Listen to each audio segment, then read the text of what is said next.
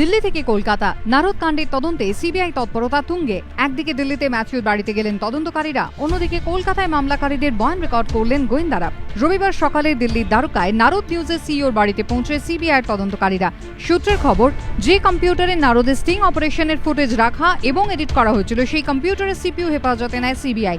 Matthew Samuel জানিয়েছেন, অন্য একটি মামলায় কলকাতা পুলিশও এই কম্পিউটার খুঁজছিল, তারা সেটি পায়নি।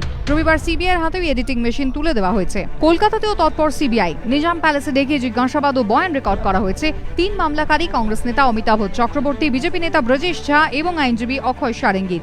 সিবিআই সূত্রে খবর, তদন্তকারীরা জানতে চান নারদের স্টিং অপারেশনের খবর কোথা থেকে পেলেন মামলাকারীরা, কি উদ্দেশ্যে জনস্বার্থ মামলা দায়ের হয়েছিল।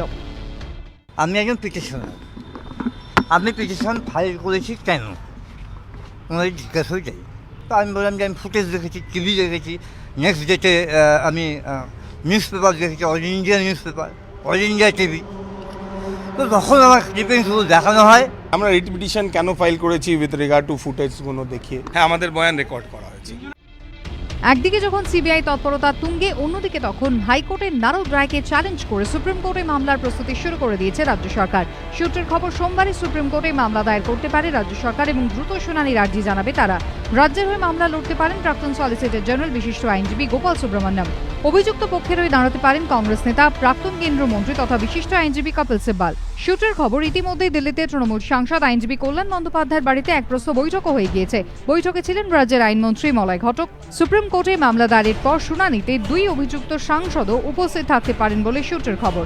বিজেন্দ্র সিংহ, প্রকাশ সিনহা ও সৌভিক মজুমদারের রিপোর্ট, এবিপি আনন্দ।